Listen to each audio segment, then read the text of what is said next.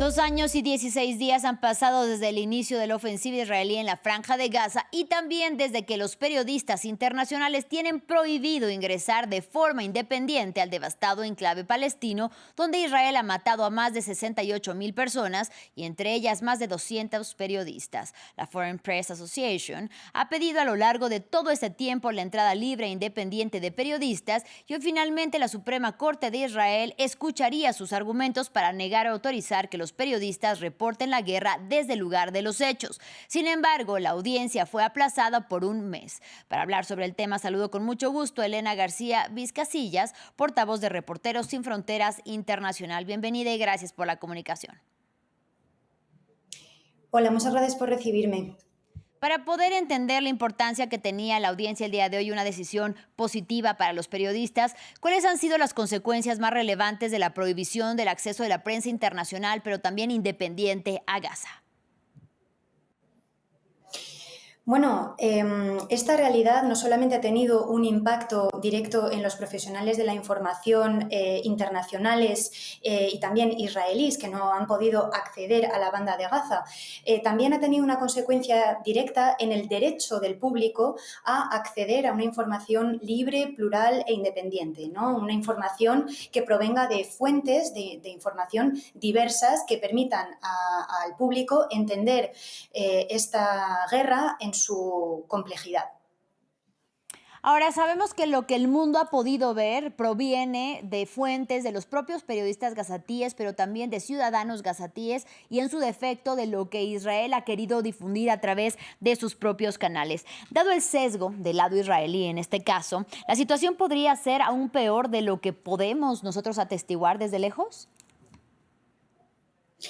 Claro, a día de hoy es difícil decir exactamente lo que está sucediendo en la Franja de Gaza, puesto que solo dependemos de la información que nos dan los periodistas que se encuentran dentro. Recuerdo que ya son más de 210 los periodistas asesinados desde el inicio de la guerra, hace más de 2 años, y al menos 56 lo han sido en el ejercicio de sus funciones.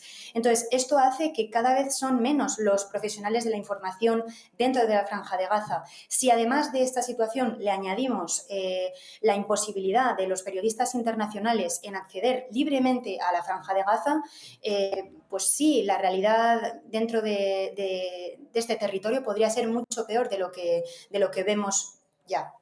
Y son menos, hay que decirlo, porque han sido asesinados. Estamos hablando de más de 200 periodistas que han sido asesinados mientras ellos ejercían su derecho a la información. Y hablando precisamente de ellos, de los periodistas gazatíes que a diario se juegan la vida por informar, ellos han sido también blancos de los ataques. En ese sentido, ¿cómo ha impactado precisamente en el derecho a la libertad de expresión, por no hablar del derecho a la propia vida, el hecho de que los asesinatos a los colegas gazatíes sigan ocurriendo a diario? Bueno, nuestros compañeros gazatíes han sido víctimas de falsas acusaciones. Por ejemplo, ha sido el caso de Anas al-Sharif, acusado de formar parte de Hamas, unas acusaciones que nunca han sido realmente demostradas por el ejército israelí. Entonces, bueno, estos son acusaciones muy graves que el ejército israelí se ha permitido hacer, difamando y ensuciando la reputación de estos periodistas. Además, también hemos visto desde el inicio de la guerra cómo las redacciones de los periodistas han sido bombardeadas, han sido destruidas. Los periodistas no tienen acceso a Internet, no tienen electricidad. También, como toda la población gazatí, son víctimas de la hambruna terrible que hay en la Franja de Gaza, puesto que toda la ayuda humanitaria está totalmente bloqueada. Entonces, bueno, vemos que todos estos elementos forman parte de una estrategia más general por parte del ejército israelí de lo que nosotros llamamos un blackout mediático, es decir, un deseo de controlar la narrativa y la manera en la que se cuenta este conflicto. Y hay que decirlo, Anas al-Sharif además muere mientras ya está en vigor el cese el fuego, por una parte, y por otra, días antes de que pueda reencontrarse con su hermano, que permaneció como prisionero durante largos años en el lado israelí. Ahora, tanto la BBC como las agencias Reuters, pero también AFP y AP se unieron en un llamado para pedir o exigir al gobierno de Israel el permiso de entrada o la apertura de la entrada de la prensa internacional independiente a Gaza. Y cito, para poder compartir la carga con los reporteros palestinos que se encuentran allí. Según su análisis, Israel teme que se sepa realmente lo que ocurre en terreno. ¿Ha sido un intento por ocultar la verdad? Claro, como acabo de decir, esto forma parte de una estrategia que se ve claramente por parte del ejército israelí de controlar cómo se va a cubrir este conflicto y la ocupación de la Franja de Gaza. Entonces, por supuesto, esto forma parte de... Pues, no ha sido la primera vez en la historia que vemos esta voluntad por parte del gobierno en el lugar de controlar cómo se cubre un conflicto, pero en el caso de Israel, bueno, pues es flagrante, ¿no? Por todos los elementos que he dicho anteriormente. Y bueno, Reporteros Sin Fronteras se ha sumado a la petición de la Asociación de Prensa Extranjera en Israel a través de un amicus curiae para dar información complementaria que demuestra cómo el ejército israelí impide la entrada libre de periodistas, porque sí que permite la entrada de periodistas acompañados por miembros del ejército, pero esto no es una entrada libre y de pleno derecho. Entonces, esto es lo que en Reporteros Sin Fronteras exigimos. Y partiendo del hecho de que cuando se mata a un periodista se mata a la verdad y en ese sentido también el derecho a que los ciudadanos podamos acceder a información que sea libre, ¿es correcto entonces decir quizá, Elena, que esta guerra no solamente ha sido librada contra los gazatíes y los palestinos, sino también contra los ciudadanos del mundo a los que se nos impide tener acceso real a las fuentes, acceso real a la información? Exacto, es lo que decía al principio de la entrevista del derecho de los ciudadanos a acceder a una información libre, plural e independiente. En cualquier sociedad democrática, el periodismo es fundamental, puesto que el periodismo permite a los ciudadanos tener acceso a informaciones fiables, a información pues, corroborada, que le permite hacerse su propia idea sobre una realidad, sobre un conflicto. Entonces, también recordemos que en el derecho internacional los periodistas están protegidos por la resolución 2222 de Naciones Unidas, que reconoce a los periodistas como actores externos o observadores en conflictos, cuyo trabajo es fundamental para informar a la población sobre lo que está sucediendo. Entonces, bueno, este derecho internacional también ha sido totalmente violado por el gobierno israelí de Benjamin Netanyahu. Y según lo que tiene documentado Reporteros Sin Fronteras, pero también a nivel histórico, ¿existe algún conflicto en la historia, por lo menos moderna, a la que se le haya impedido acceder a la prensa internacional e independiente para poder reportar desde el lugar de los hechos?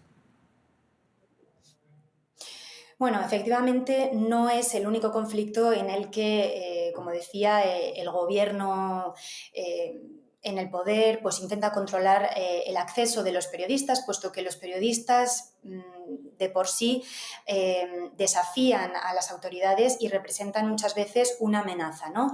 Por ejemplo, en Ucrania vemos que para los periodistas independientes es casi imposible el acceso a los territorios ocupados, son sistemáticamente detenidos, encarcelados, reprimidos, agredidos.